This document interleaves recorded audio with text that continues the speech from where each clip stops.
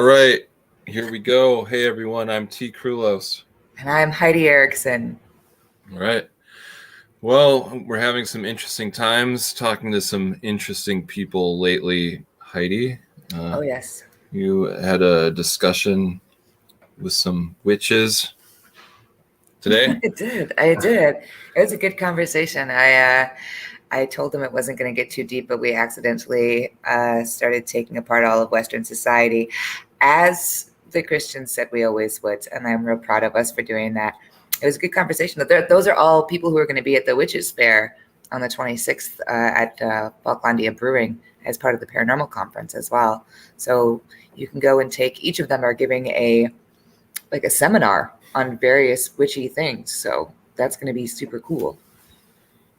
Yeah, and tell me about this thing that just happened. You said that a friend asked you to help evict someone's aunt. Yeah, I guess somebody is having some issues. They're trying to sell a house, and one of their relatives is lingering there, and they are in need of some eviction services. So the aunt is dead. Yeah, apparently she's dead. I hope they don't mean come over here and grab my auntie by the hair and grab her girdle, get that bitch out of here. No, I don't know. I hope that's what it is. If you have a person that is stuck in a place, just because they're lost or confused, don't really know they're dead, they're usually not super hard to get rid of, unless the land itself or the property itself has got some bad microwaves, bad energy going in it that's causing that person to be stuck there. But I don't know. I'll go over there and I'll see. I wish I had. There's a thing that you can purchase that is like a stud finder that will find live wires in your house. You know what I'm talking about? It's a little handheld device. You can get it at Home Depot. Mm-hmm. There's a thing that happens very, very frequently where people will put copper wires right next to water pipes. And what happens when copper wires sit next to water pipes with water moving through them is they create an electrical charge. And this particular kind of electrical charge has been scientifically proven to create lots of different things. Specifically, it creates sense of paranoia, the feeling of not being alone in a room, the feeling of being watched. It can cause auditory hallucinations. It can cause visual hallucinations, specifically of the kind where it seems like you're seeing something out of the corner of your eye, or where you're seeing what look like after images pass in front of you. And a lot of hauntings, or what people think are hauntings, I really think are a result of just bad architecture. There's definitely always going to be a paranormal possibility there because the world is strange and weird, and there's a lot more to it than our sad little monkeys understand. But I'd like to eventually have a whole ghost busting kit where I can go in and seal all the doors and windows and make sure there's no breezes coming in, and check all the pipes against the wires and make sure that they don't have the wrong kind of metal beam setting against their TV antenna, because all those things can cause that kind of situation. But it sounds like this person has actually had some slightly harder to explain phenomena occurring. So I will go and check that out for her and see what's going on. Cool. I had some time with some unusual people over the weekend. I went down to Chicago to meet up with some real life superheroes. Sure. I heard that was quite a thing. Yeah. It was a lot. So my first book was titled Heroes in the Night, and it's about this subculture or movement of people that call themselves real life superheroes. And then my most recent book, American Madness, revisits that subculture a little bit, because it's about a guy who identified as a real life superhero. However, he's not a typical example of what those people are. But the book's being adapted into a documentary, which I'm super excited about. There's a couple named Eric and Kim Hayden, and they're the producers. And so one thing we have to do in this documentary, I think, is explain what a real life superhero is. And we thought a really good way to do that would be to meet up with some of them and hit the street, just like I used to do when I was working on my first book. So me and Steven Anderson, who's a local filmographer. He got hired to go down there with me, and there was a group of real life superheroes that had met up, and they had 100 backpacks that were filled with supplies like food and toiletries and stuff. And they, they do this meetup once a year, and they hand out supplies to homeless people, and awesome. then they kind of have some social time, getting to hang out with each other. Yeah. So I was like, cool. And I know a lot of those guys. I've met them before. There's a guy named Phoenix there, and the Patrioteer, Citizen Tiger, I had not met before. Oh, Citizen Tiger. That sounds great. Yeah. Like a Frosted Flakes theme. I love that. He's got like a badass tiger mask / motorcycle helmet. Okay. And there's a few others, but the guy I've met the most is there's this dude named Geist. Like a ghost. Yes, right, exactly. Ooh, okay, yeah. Cool. I like him already. Yeah, Geist is German for goat. Poltergeist means a noisy ghost, right? Sure, right. So, I started working on this book in 2009 was the first time I hung out with real life superheroes. I met a local guy, and I was like, hey, who else do you know that's, around? I need to meet more real life superheroes. And he was like, well, there's a couple guys here in the Midwest. There's this dude in Minneapolis named Razor Hawk. Yeah. And there's a guy from Rochester, Minnesota named Geist, also known as the Emerald Cowboy. Oh my God. Okay, first of all, what you just did was give me the lineup of all the bands playing in somebody's basement in River West. Razor Hawk, Geist, and the Emerald Cowboy. I'm super excited. Why do they call him the Emerald Cowboy to you?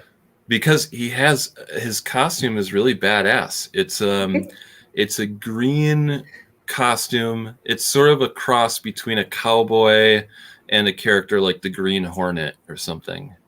Okay, so, I like it. Yeah, he's got these green leather gauntlets and like a duster jacket, and then he has like this sort of green bandana thing that covers his lower face, and sunglasses and a cowboy hat. Okay, so that makes a lot of sense to me vis-a-vis the Emerald Cowboy. Why would they call him Geist, though? Where'd that come from? Well, I think he likes to think of himself as a ghost in the night, mysterious phantom figure. You can't be a mysterious phantom figure in a fucking floor-length green leather duster. That's not mysterious. That's like, oh, that's fucking Emerald Cowboy. Everybody knows him. You can't hardly miss the dude. That's fucking crazy. No, that doesn't work with his backstory at all. So anyway, I'm like, all right, I'm going to go up there and meet these guys. So I went to Minneapolis. I met Razor Hawk. I went to Rochester, and I cruised around with Geist in his Geist mobile. Yeah. Yes. Yeah. And he's a cool dude. I ended up meeting him a lot of times. I met him again in Minneapolis on a different trip. And I've met him in Milwaukee and Chicago and in San Diego, actually. Is it because he's on Tinder? You can tell me. I just ran into him. I just kept running into him in dark alleys, yeah. So it was Tinder then. But okay. I will tell you my favorite meeting with Geist. Okay. I'm bartending on a Sunday afternoon at the River West Public House. Memories. Yes. It's pretty slow. The door opens and I see a couple walk through, and the corner of my eye. So I'm like, hey, how's it going? And then I hear this voice say, I hear there's some kind of famous writer that works here. I was like, that voice. And I look at this guy and I'm like, holy crap, dude. This is Geist, except he's not in his costume. He let you see his secret identity? Dude, you guys are next level now. I was like, I had never seen him Well, outside of his costume, and his costume if you know covers what I his mean. face and his hair and everything. So, Oh my I God. didn't know what he looked like. So he So, shared his secret identity with you. He came yeah, into the public house. He ordered a yeah. chocolate milk with a Johnny Walker back. What then? Yeah, well, that him and his wife were in town because they Oh, and his wanted to wife. check out some theater here and Dude, get a little vacation, and so we hung out and we had drinks. dude, did you say his wife? His Yeah. wife? Oh yeah. Uh, are most of these superhero types like wedded persons, do you think? Like, There's a specific term for someone that is attracted to a real life superhero, and that is a cape chaser. okay, well, that's not really where I was going with that. Um, so much. It was more, what is it like to be a real life superhero spouse? And does his wife know that this is what he does with his spare time? And like, does she shore up his cape when it's come undone? Does she listen to the police scanner for, or is she like, okay, honey, whatever, I guess, or like, you promised this is, whatever, it's bingo night. We can't be doing Cape Crusader bullshit. Get your business together. Like, I'm just curious if, like, do they have like an Avon situation where they, hang out? That's what I want to know. I just want to know. Um, well, the answer is it varies quite a bit. I've talked to quite a few real life superheroes and their significant others, and some are superhero couples and they do it together. And some are, apprehensive but supportive, and Sure. some do not like it at all Okay, or please, don't know. can we just set up a real life superhero spouse? Like, they can be like faded out and their voices change, just like on Unsolved Mysteries or whatever. But if we could just get them together to talk about what that experience is like, that would be just so. I think it would put a lot of our relationship struggles into perspective. Although I do think it's pretty cool that they would like fight crime together. That's Yeah. way better than like being on a bowling league or whatever. But Oh, then yeah.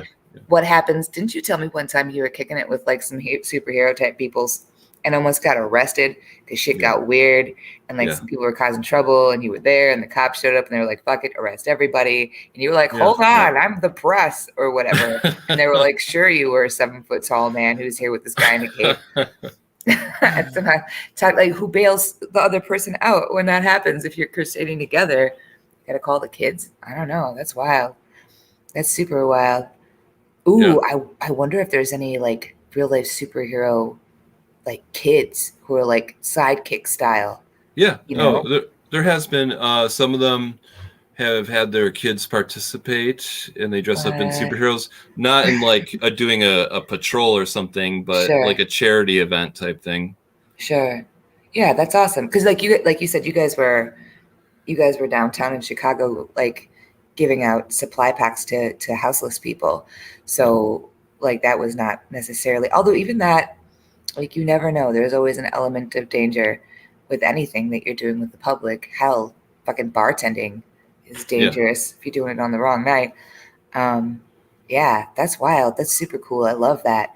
Like I want to picture like some kid at home who's like practicing their karate moves and like, oh hi Ray, He are says, so you are you one of his henchmen now? Geist henchmen? Sure. Sure. I'll roll with Geist crew. The henchmen are not allowed to be taller than the supervillain. I'm pretty sure that's part of the rules. Sorry, T. Sorry, you're gonna have to go full on. You have to get your own henchmen. Um, Henchmen, interns, come say, come saw, whatever. Okay, cool. So, like, you were hanging out with Geist like this Yeah. weekend. Then that's really cool. Hanging out Yes, with in it. Chicago. He was there again. So it's good to see him, Yeah, yeah. I haven't seen him. This was the last time I saw him was when he came into River West Public House when I was working. And that was probably, I would guess, 2017 or 18. Sure. Hey, what did the real life superheroes do during lockdown?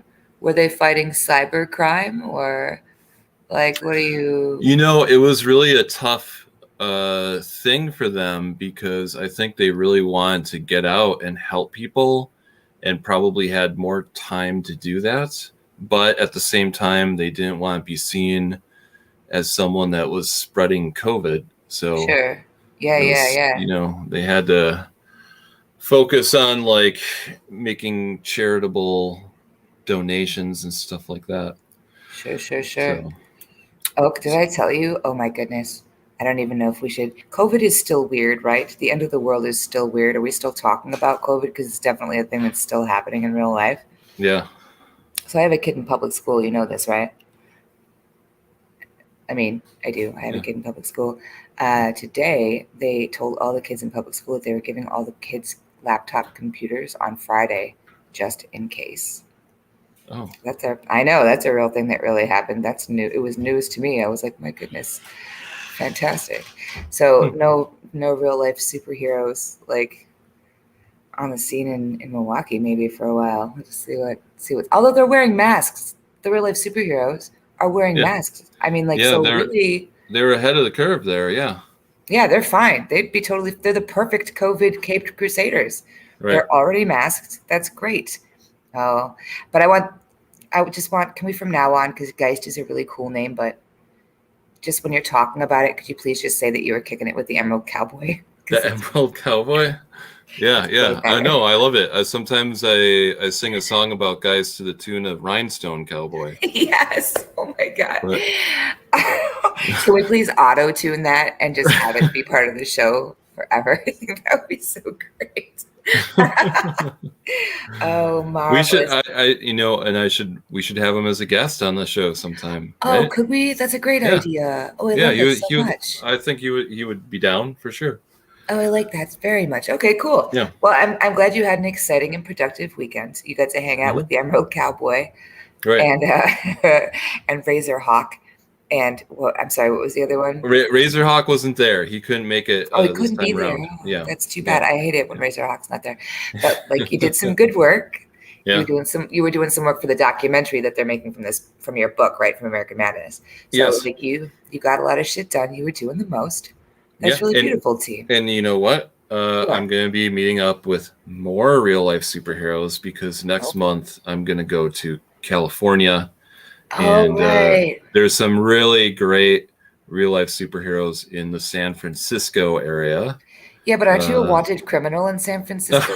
Yeah. No, I checked about this a long time ago, and that warrant expired after 7 years. Oh, so you're good. You're good. So if you don't know, you kept it low. You kept on the DL. Just stayed out of the San Francisco heat. Yeah, okay, so if you're listening and you don't know what we're talking about, I posted a little story on Facebook that recounted the time. I was probably 20 or 21 and went to San Francisco, and me and my friends got busted for drinking beer in Golden Gate Park. And I was completely broke. I'm like, I'm not going to pay this ticket. I don't even live in California. But they had my address from my ID. Yeah. So they sent me this notice that I had a warrant in the state of California because I did not pay that ticket for drinking a beer. So. And now you guys know why IT is in Milwaukee, because he was running from the heat. I was like, that's right. I got a warrant out in California. That's cool, man. That's cool. He's got all the street cred. So, yeah, whatever. But now I'm making up for it by meeting up with real life superheroes and, talking to them in the same area. Do you think they'd be so disappointed if you got arrested, if they were like, T, you're a criminal. We can't hang out with you. Arrested for not paying a ticket for drinking? I don't think that they judge me too harshly. Whoa. There's no way that some of those kids don't have some warrants out. Oh, yeah. I just don't believe that. At least some of those real life superheroes absolutely are on paper. Like, there's no way I don't believe that. Good for them. I love it. I love that. Why don't we have any Milwaukee real life superheroes? Where We are they? did for a while. We had a whole team. There was a team here called the Challengers. Oh, I like that. It's nice. And Classy. they just kind of, people kind of drift apart, and Sure. it just Sure. kind of faded away a little bit. And Yeah. I, Even the Beatles can't stay together. But right. yeah. Yeah, Oh, that's exactly. sad. That's really too bad. Okay, well, I guess that this is a call for auditions. If anyone Right. here in the Milwaukee area is interested in becoming a real life superhero, Yeah. tuberculosis is the next best thing to an expert on the topic. You can send us your audition videos here to Right. Teach Weird Week, Nice. and we will be happy to select you for a team and set you up Right. with your crime fighting teammates, buddies. Right. The Tease Weird Week crime fighting league. Love it. New I team. love it. New team. Oh, I super want to be in charge of this. I want to be the voice inside of the little like comm box that sends them on their assignments and Yeah, stuff. an oracle. That's what they're Ah, called. An oracle. yeah. They sit at their computer and they're like, "Oh, we've got a spike in crime over on 15th Street. Need you to get Right. over there." Right. Is that not a great job for me? I mean, come Yeah. on. I'd be Yeah. amazing at that. I just wear very mysterious outfits and smoke cigarettes out of one of those long cigarette holders and drink Diet Tab and just be the voice in the box. I'd be so good at it. Holy shit. Okay, it's on. It's fucking on. Let's see those audition videos, you guys. Like it. Capes are encouraged but not required. You have to have a dope name, though. It has to be at least as good as the Emerald Cowboy. Yeah. It can't just be Carl. It has to be. There's a certain art to it. You got to think of a cool name. You got to have a cool costume. It's about presentation, you guys. It's Yeah. about joie de vivre. Okay, cool. Well, that is a weird thing that is happening 100%. What else is going on in the world there, oh Oracle of Weirdness? I really love this story because I wanted to apply. So here's the headline.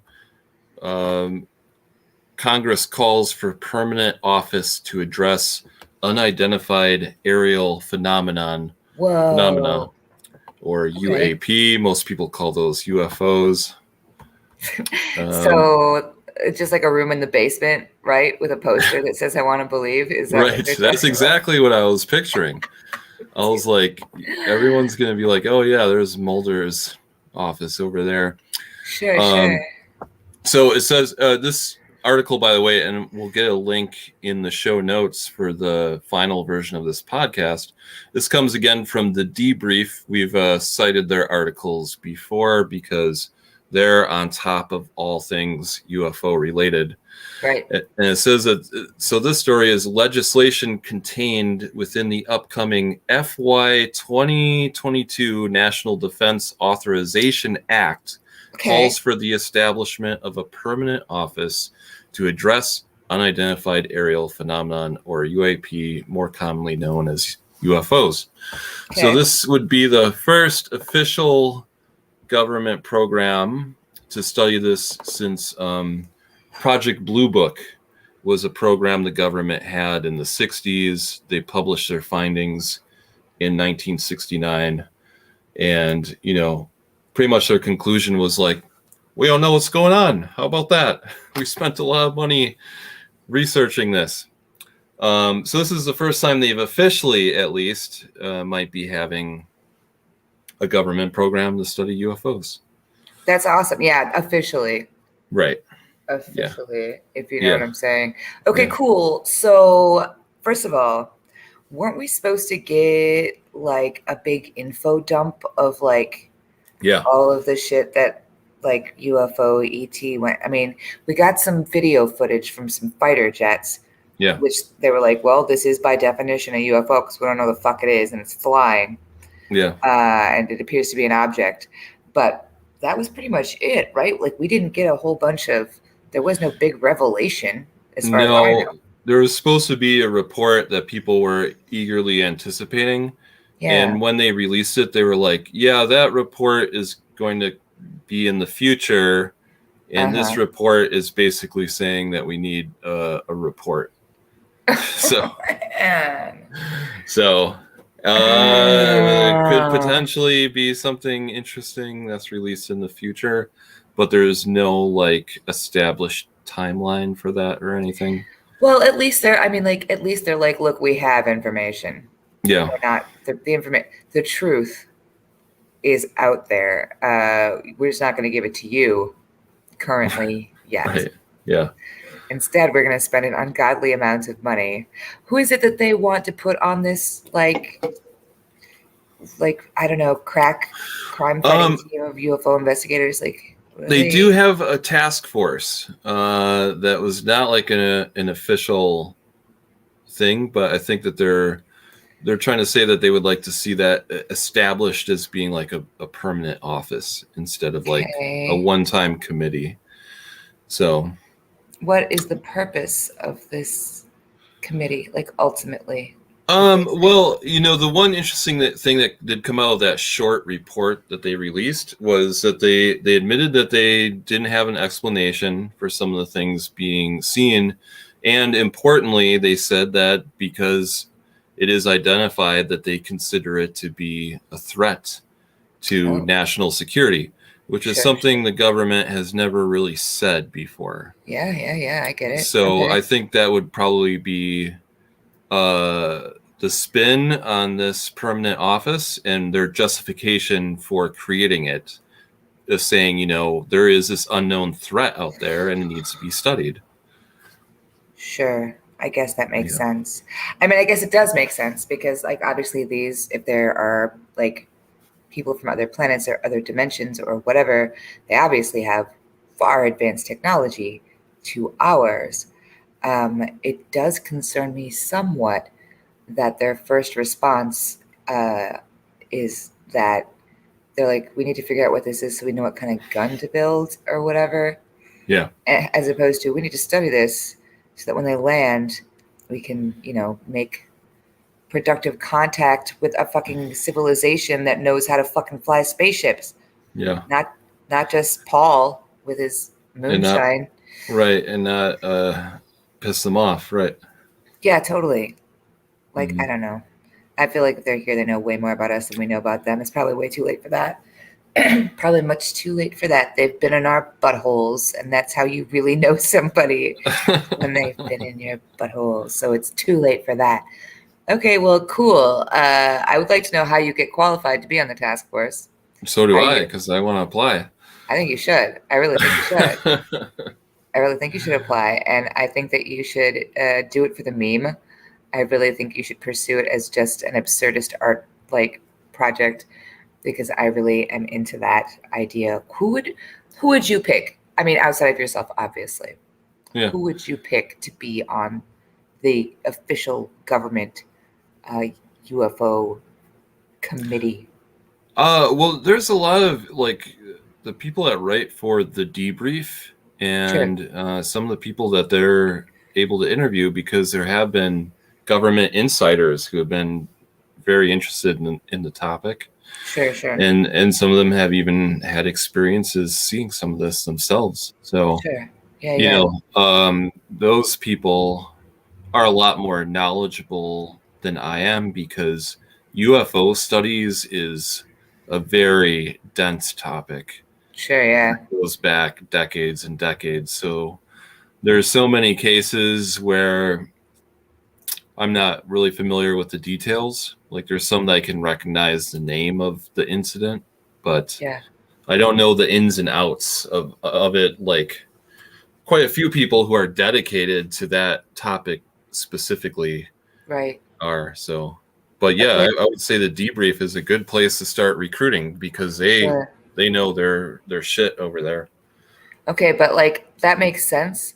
But what if the people of the debrief are actually too academic about it? What if they've been so overloaded with our perspective on the mystery of Hmm. the alien UFO phenomenon that almost like you can't just have those guys there, right? Like you need somebody else who's going to bring a fresh perspective to this, someone who's not necessarily a part of the UFO community, like not some MUFON characters, but Hmm. someone that like if we were going to have to interact with a culture that was totally alien to us and somehow convince them that we were worthy of not completely evaporating with their laser space guns, who would you pick to be like that person? Well, then I think that they should send a fleet of, military Hummers and black helicopters up to Benson's Hideaway, and they can load up with everyone at the bar there, and Yeah, for sure. and bring them to the Pentagon, and Yeah, they could make a facsimile Benson's Hideaway like inside the Pentagon, and that's where they can do their research. Yeah, definitely. Like if the aliens would be too hungover to do any mischief for sure. Jesus Christ, man, those kids at Benson's know how to put them back. Let me tell you what, you guys, it's not a joke. If you're listening, by the way, and you don't know what we're talking about, look for our episodes last season where we went to UFO Days in Dundee, Wisconsin, which takes place at a bar called Benson's Hideaway. Yeah. And there's a lot of people who hang around there that have some very interesting stories about intergalactic travel and all kinds of stuff. And they drink a green alien juice liqueur. Yeah, there's like 15 dudes from Venus there. Like, it's fucking wild. I think that honestly, that's some of our best work. I would call it's our opus thus far, I would say, is the time we spent with the kids at Benson's Hideaway for sure. I think I'd want to have at least one like really wacky, like don't you want to have like David Lynch there or something? Like somebody who can take all the absurdity in and process it. George Takei. Ray's suggestion. I think that's a good one. George Takei. Yeah. That's fair. That's fair. The aliens show up, he could sass the hell out of them if they're getting out of line. And they have no natural defense against sass. Everyone knows that is true. I mean, I think that's a good idea. I think anybody but William Shatner. Apparently, William Shatner couldn't wait to be out on the tours. He was like, I follow a bunch of Star Trek groups because I'm a super big nerd. Fun fact. And there's a con happening right now where Will Shatner, who is 90 now, he's 90 years old. Yeah. And 90. And he somehow still looks like somebody that your uncle would hang out with. Like, yeah, like he's got all his hair, or he either has all his hair or he has a hairpiece like you wouldn't fucking believe. I mean, he definitely looks like his own grandpa, but like he's doing pretty good. But apparently he gave a long talk on what he thought about the actual UFO phenomena and what he thought about all these reports that had come out. And like the fact that we've not got audio of that, I think is just criminal. But also I think that William Shatner, the real life person, and not Captain Kirk, but actually William Shatner, is kind of a turd. And it would be like, he really is. He's kind of, and it'd be like if the aliens were coming and you just pick some random like lounge singer from Atlantic City to like be the emissary for planet Earth. It's a pity Leonard Nimoy is no longer with us. I think he'd have done a fine job too. I think he'd done a real fine job. He was a poet. I could see that being a real thing. They should have sent a poet, T. They should have sent a poet. Who else would be good? Grace Jones, because she's actually the exiled leader of some interstellar, interplanetary, intergalactic empire. I believe that for sure. Yeah. She still looks great too. She's like 75. Just walked the runway at Milan. Man, fantastic. She's from Venus for sure. Who else would be a good one? Like, it just had to be somebody real odd, like Lil Nas X. Maybe he might also be from outer space. That might be real. I don't know. I really think about it. There has to be at least just total weirdo who can take it. Because when the alien ship opens and it turns to be a sentient bag of Cheetos or something, there has to be somebody there who can keep their shit together. It has to be some Elton John. Like, it has to be somebody. Weird Al, yeah. Weird Al. Oh. Gee, that's it. You fucking nailed it. He brings the accordion, right? Like, no wickedness can stand in the face of a well-played accordion. Shit, Jesus. Well, we'll have to get a hold of that guy. We'll have to tell him he's got to be on the council. Wow. What if Weird Al is one of those people who does know all about aliens? Just like there's that, like one of the guys from Wu-Tang Clan is like an astrophysicist, It was all about quantum mechanics. I found out recently. Oh, that's cool. Yeah, isn't that great? And then like there's that guy from Queen who's also an astrophysicist, like an actual astrophysicist. I can't remember his name. I don't know. I'm blanking on it. It's Uh-oh. possible. Here's It's another possible. here's another suggestion from Ray. Matthew Except McConaughey. Why? all right. Too far did that come from Matthew McConaughey? I mean, I'm here for it. I'm here to see it. I'm here to know what happens. But why? I'm curious about your logic there, right? Explain yourself. Okay, hey, speaking of UFOs, here's another story that relates to it. I love this Okay. story. This story is it's hog wild, I think.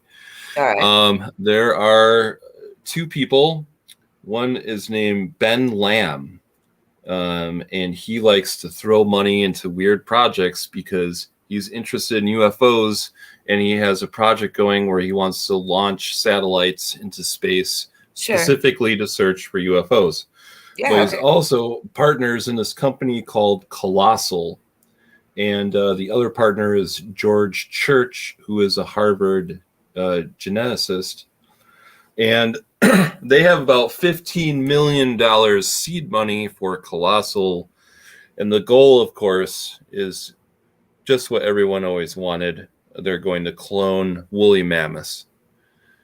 And they say that within 4 to 6 years, they could clone a herd of woolly mammoths, which will roam the Arctic tundra. We did like 5 movies about this, T. Like, yeah, right. What possible purpose would that serve? Why? We definitely need Andrew to throw in a Jurassic Park clip of him saying, just because you could do it doesn't mean that you should do it. Yeah, Brian May. You're right. Thank you, Andrew. That was the guy from Queen who's also an astrophysicist. Why did they say just for fucks, just for shits and giggles? Like, they did have a spin that this would somehow help the environment. I forget what their argument was about why that would, because they'd be able to restore this tundra into an ecosystem or something. But I mean, come on, the real reason is they think it would be badass to clone a woolly mammoth. Because they want to be the guys who make woolly mammoths. Also, like, once you've proven that you can bring back a woolly mammoth, which probably isn't even actually that hard. You probably, if you just start with an elephant and flip the hairy gene. That's exactly what they're going to do. They're going to use elephant DNA and combine that and modify some of it. Okay. Where's the quote? Oh, yeah. Here's a quote from one of the co-founders. He says, in their efforts here, they've pretty much managed to complete the assembly of the 60-plus genes that would essentially make an elephant genome functionally that of a woolly mammoth, Lamb said. That's the phenotypic attributes: small ears for low temperatures, cold-tolerant hemoglobin, 10 centimeters of brown fat, and, of course, what people mostly know and love, that furry, shaggy coat. Okay, well, that's dumb, because they didn't invent woolly mammoths then, the same way that the guy who put chili and cheese on a hot dog didn't invent a whole new goddamn sandwich. It's still just a hot dog. Still just a hot dog, you guys. You congratulations, you invented a different kind of elephant. I mean, I guess that is kind of cool. But I'd be way more impressed if they were like, hey, you guys, we took this elephant, right? And we made it, 12 feet tall, or we made an elephant that'll fit in the palm of your hand. We gave it stripes. We gave it wings. Like, it's an elephant with a flamingo's face. Can you believe it? Like, that would have been interesting. They're just like, we're going to make hairy elephants. It's stupid. Boring. I think they just want to be able to make dinosaurs or whatever. And so they're like, remember when we did woolly mammoths? The kids loved it, right? Let's have another couple $1 million. Jurassic Park this bitch right on down. Like, that's dumb. You know who's not going to like this is Christians against dinosaurs.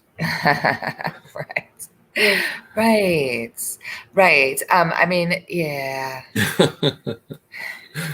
Because they're going to be besides themselves when they see a T-Rex walking down the street. I mean, at least to them, that'll be novel, having never been seen before. I would actually like to see that, though, because if they were going to do it, I'm curious if they would try and make T-Rexes out of, like, lizards, or if they'd try and make them out of chickens. Like, that would actually be a thing I'd be interested in. I'm like, how are you going to do that? Because the farther back you go in history, the more those branches of the tree of life, like, split off from each other. Do you know what I found out recently? This is a really important thing. So there's this thing called carcinogenation. It's this thing where evolution loves to make crabs. Like 17 different times in the history of evolution, completely unrelated creatures have evolved into crab shape. They've evolved like the hard shell and the 8 limbs and the little pinchers. It turns out that for certain kinds of creature, the most ideal and efficient body shape in like all kinds of situations is crabs. But what has happened with mammals like us is a total different thing called weaselification. Nice. This is science, because a bunch of different times mammals, warm-blooded creatures, have turned into weasel-like creatures, and all currently existing land mammals, dogs, horses, even your elephants, even your elephant buddies, and to a lesser degree, sea mammals as well, like dolphins and shit, are all evolved from the same common ancestor, which was a giant weasel. So, I mean, like, if you can, like, retrofit, like, a giant dolphin weasel, I'd be super into that. I'd be like, turn this weasel into a dolphin. Boom. I'd be very impressed. Super impressed. Turn this horse into a weasel. Boom. Like, because you could do that. That would be something impressive to me. That would have that, you know, kind of Marcel joie de vivre that I so look for in my science fiction. Get on that, you guys. Try harder, mad scientists. Shane's here. He's got a comment. The new Bigelow. So he's referring. There's this very wealthy business person named Robert Bigelow. I think he owns like a aeronautics company, but he has an interest in kind of out of this world stuff. So, for example, he bought the Skinwalker Ranch. Oh, which is a notoriously creepy place where a lot of weird stuff has happened. I'd like to go there. It's on my bucket list. He bought it and like set up equipment to try to figure out what was going on there. Right. So I like it when people that have a lot of money invest in weird shit. Oh yeah, for sure. Like that's awesome. If you're gonna spend your money, like all those like stupid stunts that people like launching cars into outer space and stuff. Yeah, right. I'm like, I guess, but if you're going to do something weird that costs hundreds of millions of dollars, like, why don't you, like, I don't know, fill the entire Empire State Building with lime green Jello just to see how much, like, do something weird, get interesting with it.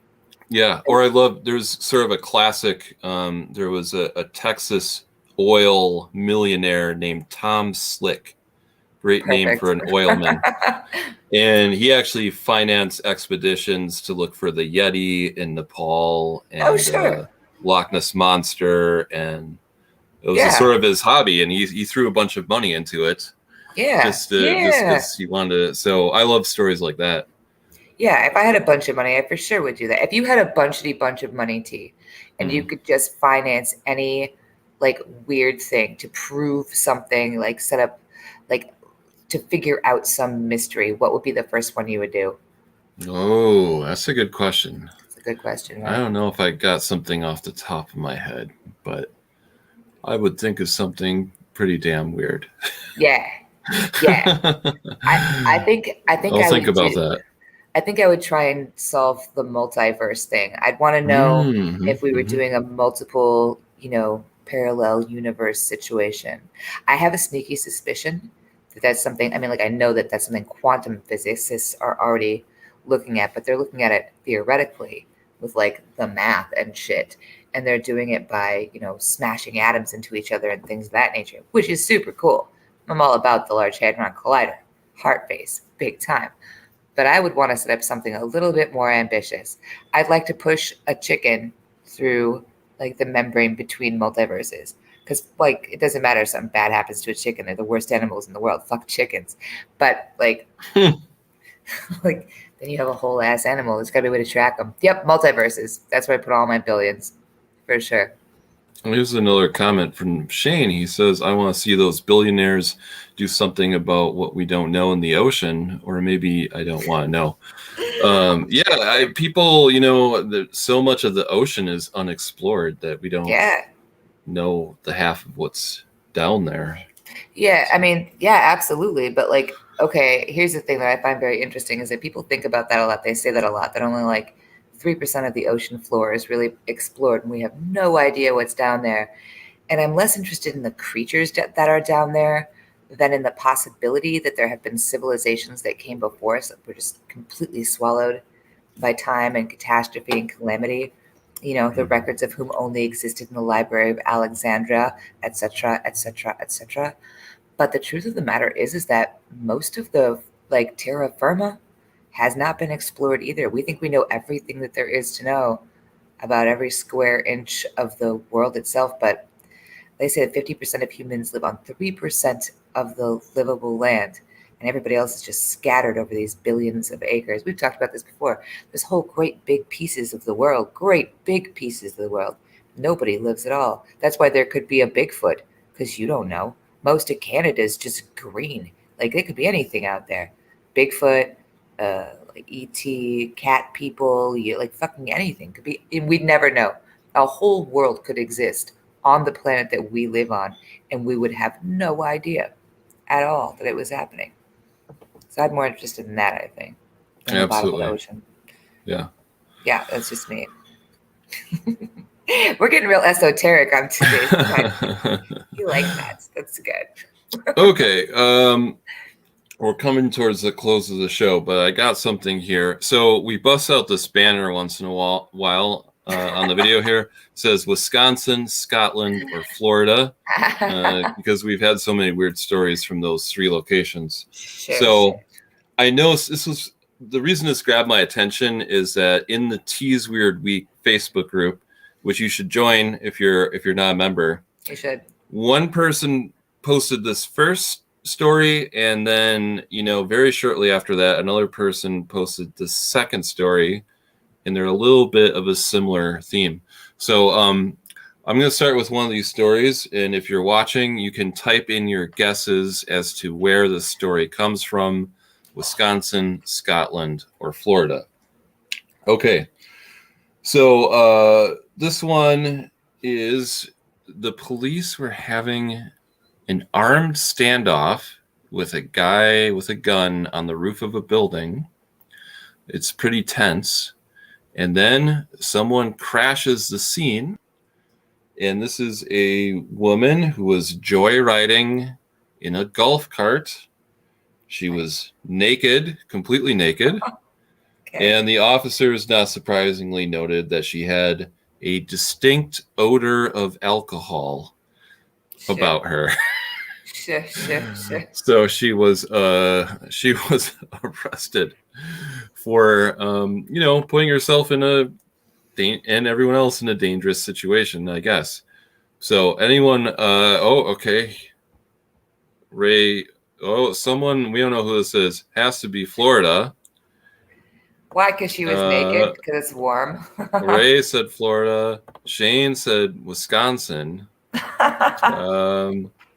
And yeah, the correct answer is Florida. That story comes from Florida. There you go. Dunedin, Florida. I don't know how to say that name. 28-year-old woman. Just driving a golf cart around naked, having a pretty good time, I bet.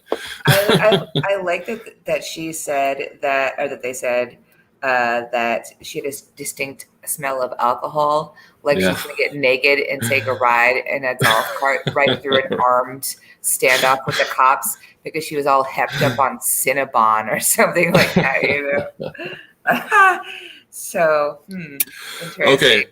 Here's the second story, and again, people, you can you can tell us if you think this is from Wisconsin, Scotland, or Florida. In this case, it doesn't really say what the motivation is, but somebody got into a police parking ticket checker vehicle. You know those little Jeeps that parking checkers drive around? I've always wanted to take one of those for a joyride. That's great. Well, someone stole one of these parking checker Jeeps and took it on a joyride. Spectacular. Had a chase with the police for about 15 minutes, I guess. But at the end, confronted by I'm going to read from the article. Confronted by police there, the driver crashed into the pursuing squad car, squeezed between another car and the curb in a right turn lane at the intersection, sideswiping that vehicle, and again crashed into the same squad car. Oh, wait, now, no. Now disabled, the car stopped, enabling police to arrest the driver, who was not identified. What did they smell of, T? What was their odor? Did not know. Did not note. Okay, let's see. It did not know whether the person smelled like alcohol, though I'm sure that they did.